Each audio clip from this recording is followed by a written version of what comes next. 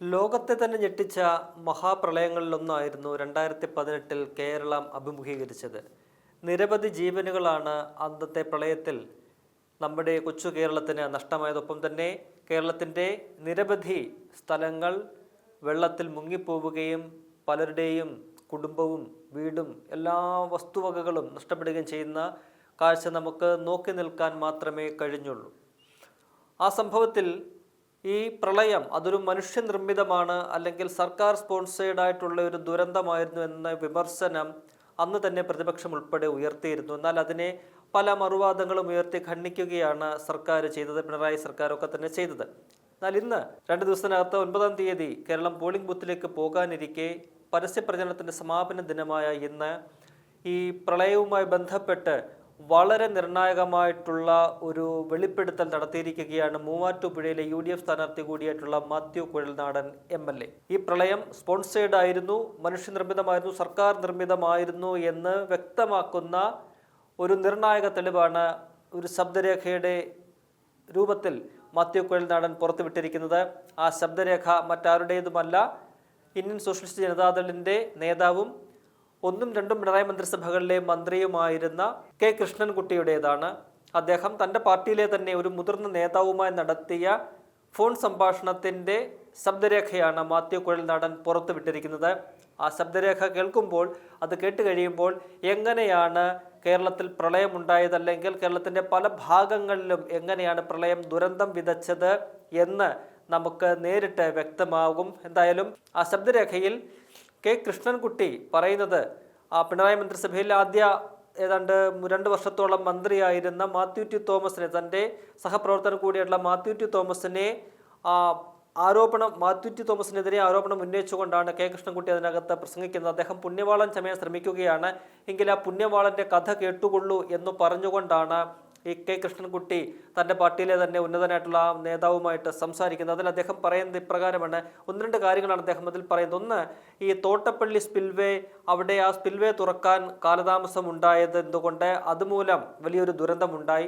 Thottappally spillway executive engineer ഏതാണ്ട് 1 മാസം മുൻപ് തന്നെ തുറക്കണമെന്ന് ആവശ്യപ്പെട്ടതാണ്. എന്നാൽ അത് ചീഫ് എഞ്ചിനീയർ ജോഷിയും ഒപ്പം തന്നെ മാത്യു ടി തോമസും ഉൾപ്പെടെ ഉള്ളവർ ചേർന്ന് ആലോചന നടത്തി അത് വൈകിപ്പിച്ചു എന്നാണ് പറയുന്നത്. അത് വൈകിപ്പിക്കാനുണ്ടായ പ്രധാന കാരണമായിട്ട് കൃഷ്ണൻകുട്ടി അതിനകത്ത് പറയുന്നത് അത് കരിമണൽ ലോബിക്ക് വേണ്ടി നടത്തിയ ഒരു നീക്കുപോക്കായിരുന്നു എന്നതാണ്. അതായത് തോട്ടപ്പള്ളി സ്പിൽവേയുടെ താഴെയുള്ള മണൽത്തിട്ട, അത് മേരി മാത എന്ന് പറയുന്ന കൺസ്ട്രക്ഷൻസ് കമ്പനിയാണ് അവിടുത്തെ ആ കല്ലുമണൽ വാങ്ങിയത്. അത് ഏതാണ്ട് ക്യൂബിക് മീറ്ററിന് 62 രൂപ നിരക്കിലാണ് അത് വിറ്റത്. അത് മറിച്ച് വിൽക്കുമ്പോൾ ക്യൂബിക് മീറ്റർ ഏതാണ്ട് 2000 രൂപ വരെ അവർക്ക് ആ കൺസ്ട്രക്ഷൻ കമ്പനിക്ക് വിൽക്കാൻ കഴിയും. അതിലൂടെ എല്ലാ ചെലവും കഴിഞ്ഞാൽ ഏതാണ്ട് 300 കോടിയോളം രൂപ അവർക്ക് ലാഭമുണ്ടാക്കാൻ കഴിയും. തോട്ടപ്പള്ളി സ്പിൽവേ തുറന്നു വിട്ട് കഴിഞ്ഞാൽ ആ സമയത്ത് ശക്തമായ മഴയുണ്ടായ സമയത്ത് ആ സ്പിൽവേ തുറന്നു വിട്ട് കഴിഞ്ഞാൽ അതിൻ്റെ താഴെയുള്ള ഈ കരിമണൽ, ആ മണൽത്തിട്ടെല്ലാം ഒലിച്ചു പോകും. അത് ഈ കരാറുകാർക്ക് നഷ്ടമുണ്ടാക്കും. അപ്പോൾ ആ കരാറുകാരനെ സംരക്ഷിക്കാൻ വേണ്ടിയിട്ട് കോടിക്കണക്കിന് രൂപയുടെ ലാഭം ആ കരിമണൽ കമ്പനിക്ക് ഉണ്ടാക്കി കൊടുക്കാൻ വേണ്ടിയിട്ട് 1 മാസം മുൻപ് തന്നെ തുറന്നു വിടേണ്ട തോട്ടപ്പള്ളി സ്പിൽവേ തുറന്നു വിടാതെ അത് തുറന്നുവിടുന്നത് വൈകിപ്പിച്ചതിന് കാലതാമസമുണ്ടാക്കി. അങ്ങനെ ആ വലിയ രീതിയിൽ ഒരു പ്രളയത്തിന് അത് കാരണമായി എന്നാണ് ഈ കൃഷ്ണൻകുട്ടി പറയുന്നത്. ഒപ്പം തന്നെ ചെങ്ങന്നൂർ ഉൾപ്പെടെയുള്ള പ്രദേശങ്ങളിൽ എങ്ങനെയാണ് പ്രളയമുണ്ടായത്, അവിടെ ആ ചെളി ഉൾപ്പെടെ വന്ന് നിറഞ്ഞ ദുരന്തം ഉണ്ടായത് എങ്ങനെയെന്നും അദ്ദേഹം പറയുന്നുണ്ട്. അതിന് അദ്ദേഹം പറയുന്നത്, ഇപ്പം പമ്പയാറിന് മുകളിലുള്ള മണിയാർ ഡാം, അവിടെ വൈദ്യുത പ്രോജക്റ്റ് ഉണ്ട്. അവിടെ നിന്നും കറണ്ട് ഉൽപ്പാദിപ്പിക്കുന്നത് ഏതാണ്ട് സ്വകാര്യ കരാറ് കമ്പനിക്കാരാണ്.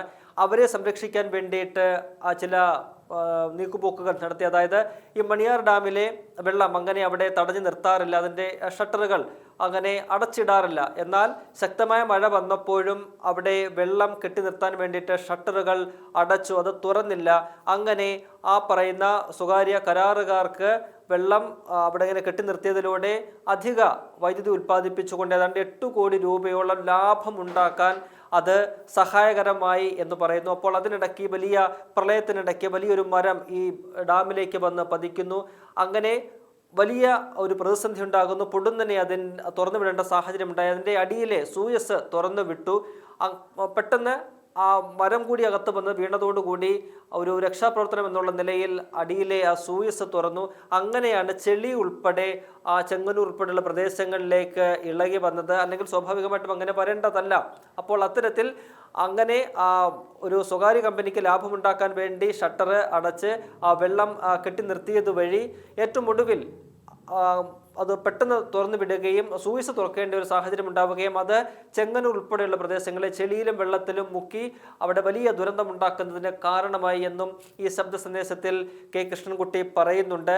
എന്തായാലും പിണറായി സർക്കാരിനെ വലിയ രീതിയിൽ പ്രതിരോധത്തിലാക്കുന്ന, ഒരുപക്ഷെ പിണറായി സർക്കാരിൻ്റെ ശവപ്പെട്ടിയിലെ അവസാനത്തെ ആണി അടിക്കുന്ന ഒരു വെളിപ്പെടുത്തലാണ് ഇന്ന് മാത്യു കുഴൽനാടൻ നടത്തിയിരിക്കുന്നത്. അദ്ദേഹം ഒറ്റയ്ക്കല്ല ഈ പത്രസമ്മേളനം നടത്തിയത്. അദ്ദേഹത്തിനൊപ്പം അദ്ദേഹത്തിൻ്റെ ഇടതുവശത്ത് ഈ കെ കൃഷ്ണൻകുട്ടിയുടെ പാർട്ടിയിലെ ഒരു പ്രമുഖനായിട്ടുള്ള നേതാവും, അതായത് ഇന്ത്യൻ സോഷ്യലിസ്റ്റ് ജനതാദളിൻ്റെ ഒരു പ്രമുഖ നേതാവും തൻ്റെ ഒപ്പം ഉണ്ടായിരുന്നു. അപ്പോൾ എങ്ങനെയാണ് ഈ ശബ്ദരേഖ മാത്യു കുഴൽനാടന് കിട്ടിയത് എന്ന കാര്യത്തിൽ അപ്പോൾ യാതൊരു സംശയവും വേണ്ടതില്ല. എന്തായാലും അന്ന് പ്രതിപക്ഷം ഉയർത്തിയ ആരോപണം, ഉന്നയിച്ച ആരോപണം 2018 പ്രളയം അതൊരു മനുഷ്യനിർമ്മിതമായിരുന്നു എന്നത് കൂടുതൽ വ്യക്തമാക്കുന്ന തെളിവുകളാണ്, നേരിട്ട് സംസാരിക്കുന്ന തെളിവുകളാണ് ഇപ്പോൾ പുറത്തു വന്നിരിക്കുന്നത്. അതിനി സർക്കാർ മറുപടി പറയേണ്ടതുണ്ട്. കെ കൃഷ്ണൻകുട്ടി നിലവിൽ അദ്ദേഹം കൃഷി വകുപ്പ് മന്ത്രിയാണ്. ഒന്നാം പിണറായി മന്ത്രിസഭയിൽ 2018 മുതൽ 2021 വരെ അദ്ദേഹം ജലവിഭവ മന്ത്രി കൂടിയായിരുന്നു. എന്തായാലും അദ്ദേഹം ഇപ്പോൾ മാധ്യമങ്ങളെ കണ്ടപ്പോൾ പറഞ്ഞത് ഇത് AI ആണോ എന്ന് തനിക്ക് സംശയമുണ്ട് എന്നാണ്. അദ്ദേഹം ആ ശബ്ദരേഖയെ പൂർണ്ണമായും തള്ളിപ്പറയാൻ തയ്യാറാകുന്നില്ല. താൻ അങ്ങനെ പറഞ്ഞിട്ടില്ല, തനിക്ക് അങ്ങനെ പറയേണ്ട ഒരു സാഹചര്യം ഉണ്ടായിട്ടില്ല, ആരോടും അങ്ങനെ താൻ സംസാരിച്ചിട്ടില്ല എന്ന് അദ്ദേഹത്തിന് 100% ഉറപ്പോടുകൂടി പറയാൻ കഴിയുന്നില്ല. ആ ശബ്ദരേഖയെ, ആരോപണങ്ങളെ അദ്ദേഹത്തിന് പൂർണ്ണമായി നിഷേധിക്കാൻ കഴിയുന്നില്ല. മറിച്ച് അദ്ദേഹം താൻ പരിശോധിക്കട്ടെ, അത് AI കാലമാണല്ലോ, അത് AI വഴി അത്തരം കാര്യങ്ങളൊക്കെ തന്നെ സൃഷ്ടിക്കാമല്ലോ എന്ന് പറഞ്ഞുകൊണ്ട് ഒഴിഞ്ഞു മാറുന്നതാണ് നമുക്ക് കാണാൻ കഴിയുന്നത്.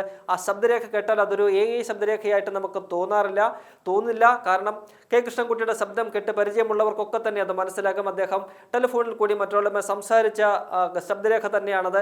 എന്തായാലും ഈ കേരളം പോളിംഗ് ബൂത്തിലേക്ക് പോകാൻ ഏതാണ്ട് മണിക്കൂറുകൾ മാത്രം ബാക്കി നിൽക്കെ സർക്കാരിനെ, LDFനെ വലിയ രീതിയിൽ പ്രതിരോധത്തിലാക്കുന്ന, ഒരുപക്ഷെ അവരെ വലിയ രീതിയിൽ തിരിച്ചടി തെരഞ്ഞെടുപ്പിൽ നേരിടാൻ ഉതകുന്ന തരത്തിലുള്ള ഒരു വലിയ വെളിപ്പെടുത്തൽ, ഞെട്ടിക്കുന്ന വെളിപ്പെടുത്തലാണ് ഇന്ന് മാത്യു കുഴൽനാടൻ നടത്തിയിരിക്കുന്നത്.